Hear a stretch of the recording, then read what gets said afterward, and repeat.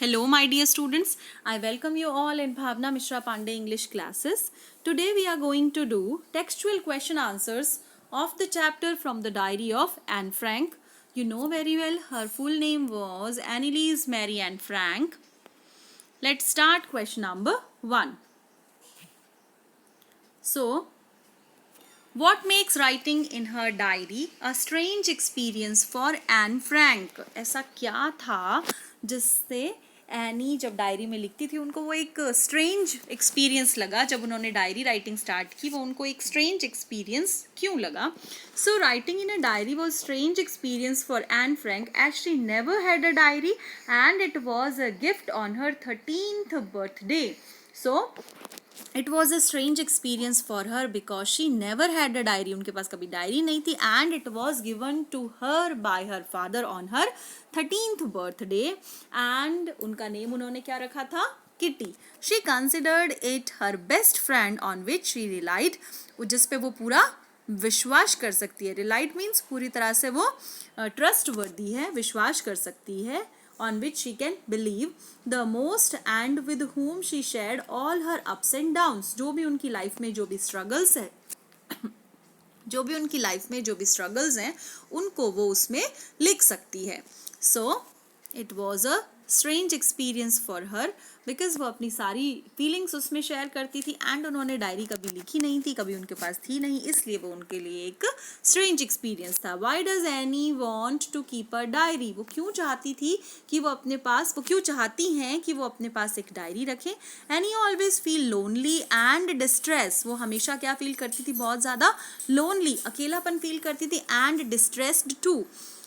To get off all the burden and pain, she wants to keep a diary in which she finds a true friend, as she has hardly any friend whom she could confide in. So, any हमेशा क्या feel करती थी? बहुत ज़्यादा lonely feel करती थी, distressed feel करती थी and she wanted to come out from all the burdens. वो अपने आप को उस बर्डन एंड जो पेन था उससे अपने आप को फ्री करना चाहती थी. And she wants to keep a diary, और वो डायरी वो रखना चाहती थी एज अ ट्रू फ्रेंड, ताकि उस अपनी डायरी में वो अपनी सारी चीज़ें शेयर कर सके, क्योंकि उनके पास she has hardly any friend. Hardly is a negative word, means doesn't have any friend. उनके पास कोई फ्रेंड नहीं था. whom she could confide in, जिस पे वो बिलीव कर सके. That's why she wants to keep a diary. इसलिए वो एक डायरी रखना चाहती थी. Why did Annie think she could confide more in her diary than in people? ना अब एनी क्यों ऐसा सोचती हैं कि वो अपनी डायरी को मोर रिलायबल मानती थी, अपनी डायरी को बहुत ज़्यादा जिस पे वो बिलीव कर सकती हैं ऐसा मानती थी? क्यों?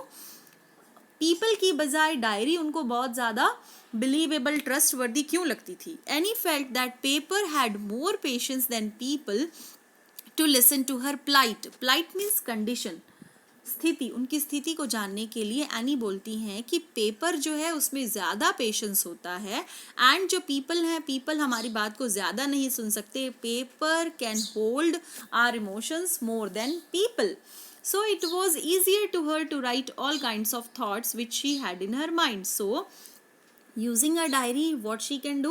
She can write all the thoughts which she had in her mind. जो भी उसके माइंड में था वो easily अपनी डायरी में लिख सकती थी. Her personal diary was not meant for anyone else to read and it was a private diary. It was for keeping her privacy. वो अपनी privacy रखने के लिए वो डायरी रखती थी जिसमें अपनी सारी पर्सनल फीलिंग शेयर करती थी एंड वो डायरी किसी के पढ़ने के लिए नहीं थी. Next question is why does Annie provide a brief sketch of her life? So why does she give? वो अपनी लाइफ का brief sketch क्यों देती हैं? By providing the brief sketch of her life, Annie wants to give an overview of her family, relative and her age. तो उन सब के बारे में she wants to tell us about her family, her relatives and her age too. This helps her the readers to develop a connection with the author, ताकि people any के साथ connect हो सके. That's why she gives a brief sketch of her family, people, relatives. So next question is question number 5. What tells you that Annie loved her grandmother? So what is the thing which tells us about Anne and her grand mother's love. ऐसी क्या चीज़ है जो हमको बताती है? Anne lived with her grand mother for some time while her parents settle down in Holland. तो Anne अपनी ग्रैंड मदर के साथ रही थी थोड़े से टाइम, जब उसके पेरेंट्स कहाँ थे? हॉलैंड में। When no one was there to help her that time she lived with her grand mother. She was very close to her grandmother. She writes in her diary, at once it was written over there that, ये उन्होंने लिखा है, no one knows how often I think of her and still love her. उन्होंने लिखा है कि कोई नहीं जानता मैं उनके बारे में कितना उनके बारे में सोचती हूँ, कितना उनको लव करती हूँ। On her 13th birthday by lighting up, on her 13th birthday उन्होंने क्या किया था? उन्होंने क्या किया? एक कैंडल जलाई। क्या करने के लिए? अपनी दादी माँ को याद करने के लिए। फॉर हर ग्रैंड मदर एक कैंडल जलाई, एंड उसी बर्थडे पे उनको वो डायरी भी मिली थी जिसका नाम किटी था। तो क्या किया उन्होंने?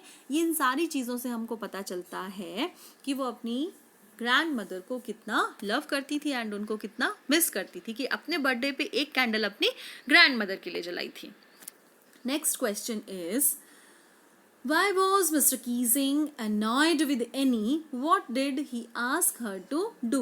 अब ऐसा क्या था जिससे मिस्टर कीसिंग बहुत ज़्यादा annoyed हो गए थे, बहुत ज़्यादा irritate हो जाते थे उनसे, एंड उन्होंने क्या किया था? Mister Keesing was annoyed with Annie because she was very talkative, क्योंकि एनी बहुत ज़्यादा talkative थी. He punished her by giving an extra homework to write essays to keep her silent. अब उसको बहुत ज़्यादा टॉकेटिव थी, इसलिए फॉर अ पनिशमेंट उन्होंने क्या किया? मिस्टर कीसिंग ने उसको बहुत ज़्यादा एक्स्ट्रा होमवर्क दे दिया टू राइट एसेज। थ्राइस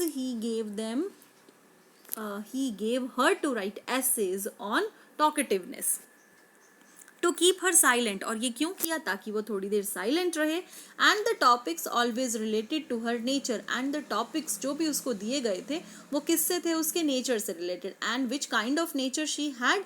बहुत ज़्यादा टॉकेटिवनेस थी। एंड द टाइटल्स कौन कौन से थे? Chatter box, and all the titles were related to chatting only. Chatter box से रिलेटेड थे सारे के सारे 3 essays which were given to her for her so that she could be calm and quiet for some time. How did Annie justify her being a chatterbox in her essay? And the essay she wrote, as which were given as extra homework from her teacher, जो उनके teacher mister कीसिंग जो कि maths teacher थे, उन्होंने जो उसको questions दिए थे कौन से एक्स्ट्रा होमवर्क के लिए, वो कुछ एसेज लिखने को, तो उनमें एनी अपने आप को कैसे जस्टिफाई ठहराती हैं कि चैटर बॉक्स होना भी एक अच्छी चीज़ है। तो वो कैसे लिखती हैं उसमें? Annie justified her being a chatter box in essay by explaining that it is due to her mother who was also very talkative and nobody could do anything about their inherited traits. So Annie justifies herself. कैसे अपने आप को justify करती हैं? Justify का means अपने आप को न्यायोचित ठहराना, अपने आप को सही साबित करना। तो उन्होंने कैसे कहा? उन्होंने बोला कि चैटर बॉक्स होना, बहुत ज़्यादा चैटिंग करना, ये सारी चीज़ें उन्होंने कहाँ से ली हैं? These things were inherited from her mother. ये सारी चीज़ें उन्होंने अपनी मदर से ली हैं। एंड जो चीज़ हम किसी से इनहेरिटेंस में लेते हैं वो traits means qualities, the qualities which we inherit from somebody, तो वो कैसे गलत हो सकती हैं? एंड वी कांट डू, उन चीज़ों के लिए हम कुछ कर भी नहीं सकते जो कि हमको किसी से इनहेरिटेड हुई हैं, किसी से विरासत में मिली हैं, एक पीढ़ी से दूसरी पीढ़ी में आई हैं, तो उन चीज़ों के लिए हम कुछ कर भी नहीं सकते, वो ट्रेट्स के लिए, वो क्वालिटीज़ के लिए हम कुछ नहीं कर सकते। In this way she justified herself. Next question, do you think mister Keesing was a strict teacher? क्या आप सोचते हैं कि मिस्टर कीसिंग जो थे वो एक बहुत ही स्ट्रिक्ट टीचर थे? So the answer is no, mister Keesing was not a bad और स्ट्रिक्ट टीचर। वो एक बैड टीचर भी नहीं थे, स्ट्रिक्ट टीचर भी नहीं थे, because a teacher did something for the welfare of its students. और टीचर जो भी करता है वो किस लिए करता है? For the welfare, for the benefit and for good things. जो भी अच्छी चीज़ें होती हैं उनके लिए करता है टीचर, जो भी कुछ करता है। Any teacher would be annoyed, कोई भी टीचर एनॉय हो सकता है, इरिटेटेड हो सकता है। If children keep on talking in the class, तो कोई भी बच्चा अगर क्लास में कंटिन्यूसली टॉक करता है तो any teacher will get annoyed. Secondly, if he had been strict, he would not have laughed at Annie's funny arguments. अगर वो strict होते तो वो एनी के funny arguments जो उन्होंने दिए थे, कौन से arguments, कि वो सारी चीज़ें उसने अपनी मदर से इनहेरिट की हैं, और अगर हमारे जो कैरेक्टर ट्रेट्स हैं वो अगर हमको किसी से इनहेरिटेंस में मिलते हैं तो we can't do anything for them, अगर वो इन आर्ग्यूमेंट्स पे हंसते नहीं तो हम कह सकते थे कि वो एक स्ट्रिक्ट टीचर थे. लेकिन जब एनी ने ऐसे आर्ग्यूमेंट्स दिए, ही लाफ्ड अ लॉट, वो उससे हंसे भी थे. Next question, what made mister Keesing allow Annie to talk in class. ऐसी क्या चीज़ थी, वट वॉज दैट, जिसकी वजह से मिस्टर कीसिंग ने क्लास में एनी को बोलने के लिए अलाउ कर दिया था. एनीज लास्ट ऐसे in the form of a poem when homework was given to her. This was the third time, वो थर्ड टाइम था जब उसको सेम टॉपिक पे ऐसे लिखने को दिया. And she wrote it in a poem in a poetic form, showed mister Keesing that lighter side of a naughty child. उससे क्या लगा कि this girl is very naughty.